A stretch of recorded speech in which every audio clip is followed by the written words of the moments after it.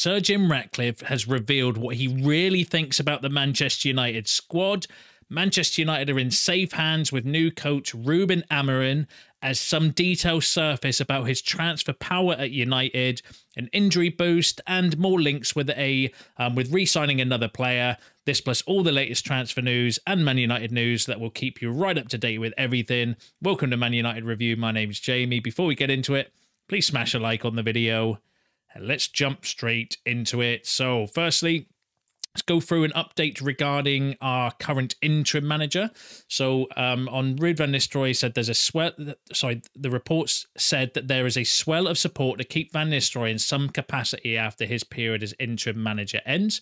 He is esteemed by United's leadership group for the way he carries himself, along with all the staff that serve first team operations. No concrete decisions have been taken on the makeup of Amorim's backroom team yet, but the incoming head coach does want to bring in 5 of his colleagues from Sporting, including his long-term assistants, Carlos Fernandez and Candido, as well as Ferrero, who operates in that role. Now, that came from Sky Sports. So as it stands at the moment, there's still no clear indication as to whether Ruud van Nistelrooy is going to be staying under Amorim or not.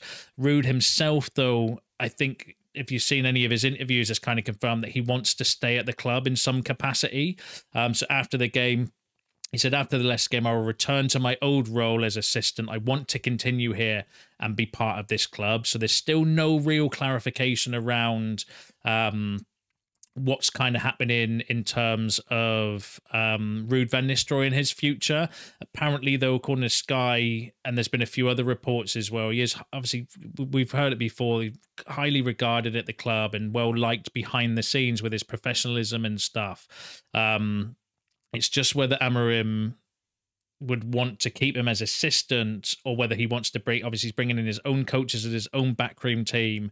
And I think ultimately it might come down to Amorim, but Van Nistelrooy said in a few occasions it's a contractual issue because he does have a contract with United. So it's not as easy. So they'd have to terminate his contract and effectively sack him, which would be sad. But on the flip side, you do have to kind of back the new manager coming in as well. But again, it's still up in the air regarding Ruud van Nistelrooy, although I do think he's conducted himself really well as interim manager. I like his press conferences. I think he's told a few truths in there as well. I think we've seen a few tweaks on the pitch as well, which are kind of helping. So I do think that hopefully would stand him in good stead. But as it stands at this moment in time, there is still no real update on whether. I think it will probably be concluded. I'd imagine that they'll have some kind of meeting once Amorim's officially kind of come in on the 11th, and then we'll maybe know a little bit more there. But let me know in the comments, actually, would you want to keep Ruud van Nistelrooy even as assistant manager, or if he was happy in some kind of other coaching capacity at the club? Because it sounds like Ruud would want to stay and help in any way he can, but I also don't think he wants like a really reduced role neither, because he does have the capabilities, I think, of being a head coach or a manager somewhere. So but yeah, let me know what you think in the comments. Would you keep Ruud, or would you be okay with him kind of moving on, if to give Amorim his kind of own, or let him bring in his own coaches and backroom staff? Let me know how you feel about that in the comments. Now, just on our new head coach that is coming in. So Manchester United will give new head coach Ruben Amorim a say before making contract decisions on players approaching the end of their deals. Victor Lindelof and Eriksson are among the United players out of contract at the end of the season. The club will give Ruben Amorim time to form his own opinions before concrete decisions are made. That just... that's annoying, really, when I heard that, because I've heard that before with previous managers coming in. This player's going to be given a chance, or this manager wants to look at the players himself and make his own kind of assessments and stuff. And while, you know, and that's not really worked out well for us, because we've not then moved on the appropriate players, or the ones that we know as fans that we watch week in, week out, that are probably not good enough. But in this occasion, the fact that Amorim is going to hopefully be totally changing the style of play, there may be players that are on the fringes that actually might do better in a different system. So while I'm a little bit kind of, as soon as I heard that, I was like, please no, not again. Like giving second chances out to some of these players that have let us down for years. But if we're going to completely change the style of play and go to this 3-4-3 formation, then maybe there's the possibility that some of these players would actually suit that formation or that style of play. And maybe there is something in that as well. But again, it's annoying for me personally, because I've seen it too many times, and I know some of these players will, I think Roy Keane said it years ago, Lepers don't change their spots. They threw Ollie under the bus, they'll throw other managers under the bus. So I don't like the idea of that personally, but again, it should be the manager's decision, so we'll have to kind of roll with that. And then it's also been said that Ruben Amorim's influence over recruitment will be reduced compared to Erik ten Hag. He will be asked for his opinion about which players to retain, but final decisions will be made by Omar Barada, Dan Ashworth, and Jason Wilcox, which I actually agree with. You can't be signing players that a manager doesn't want. That's not going to work. And I think Jason Wilcox, I think it's already been documented from United, that's not how they want to approach transfers. What they want is a system where the manager says, okay, I need this position strengthening, and then the scouts, Christopher Vavell, people like that, go out and find players, and then they sit with the manager to work out which ones their priorities are and which ones the manager can work with, and then kind of go from there as well. But then it should ultimately be a club decision, because if things don't work out with Amorim, you're not then stuck in a position where you've signed loads of players for the manager that the next manager might not want, because that's the constant revolving doors of transfers, and we need to break that cycle. So I think that's the right approach, in my opinion, when it comes to incoming players. But let me know what you think in the comments. And then in terms of, obviously, one player that's played under him before that will probably massively benefit from him coming in is Manuel Ugarte. So when asked about Amorim's appointment, he had the following to say: there are many questions from him about him from my colleagues. What surprised them was his age. He also has a strong desire to win, which is very important. I can tell you that they'll like him. So that's kind of coming from Manuel Ugarte, obviously in the dressing room with the players and stuff, been asked a lot around Amorim and what he's like. And apparently, according to him, he's going to like, or the players are going to kind of warm to Ruben Amorim, which is good. And then also Morten Humeland has had the following to say regarding Amorim and joining United. He said on what United will be getting, from Ruben Amorim. He said, of course, Ruben was one of the reasons why I came to Sporting. When you work with Ruben, you see a clear picture. That was important when I joined Sporting. First, to understand how he plays. The way he manages the team inside the pitch and outside the pitch as well is not like anything I've seen in my short career. I think Manchester United are in good hands with Ruben. So that's two, one current player, one former player, kind of bigging up Ruben Amorim and his sort of management style. And I've heard a few things and heard a few stories around. He does have, a way with players, a way that he can kind of motivate them, but also understand them as well. So again, just more positives when it comes to Amorim. Like everything you read and research and stuff, there's nothing but positive things to say about him.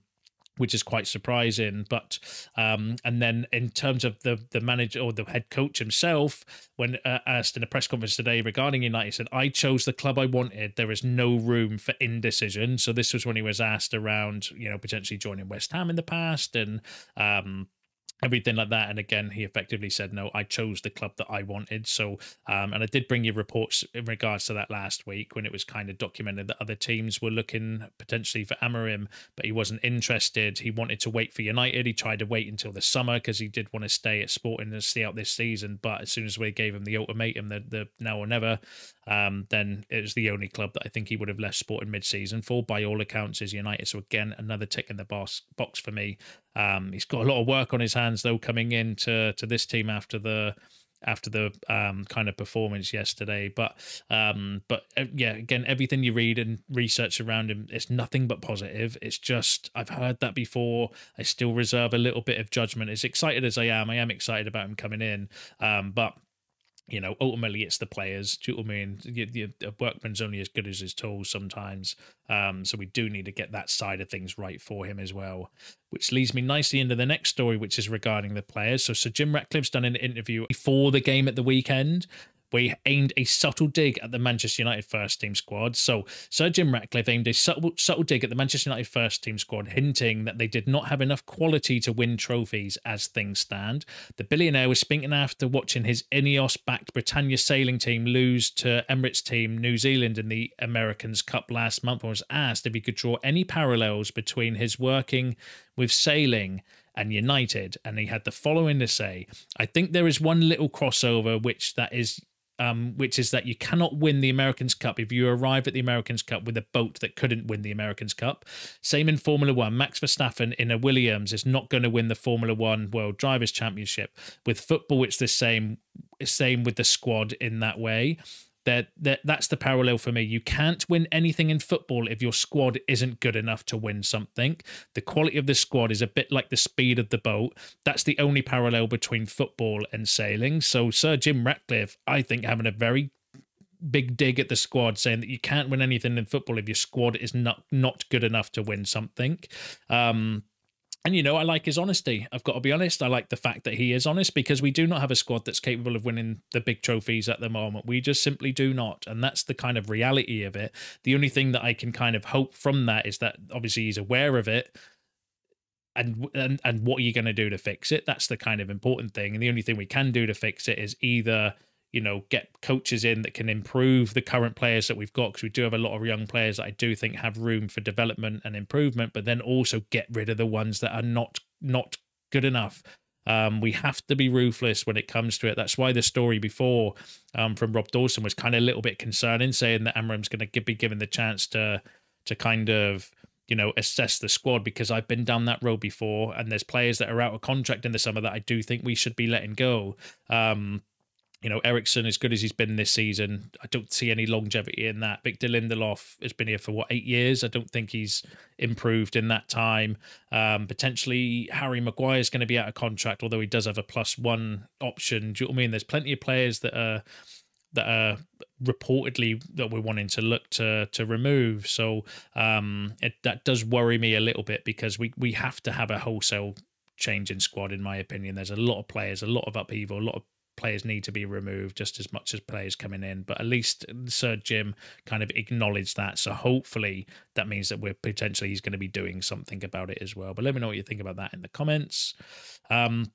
And just on that, one of the reasons we are the way that in the position that we are, Manchester United have missed more big chances, 25, than any other side in the Premier League so far this season. As I mentioned in my match reaction, we are 18th for goals. That is terrible. We are 20th for expected goal performance. We are 19th for shot conversion and big chance conversion at 20th. So we are effectively the worst team in the league for big chance conversion and XG performance, and just about the worst for goals.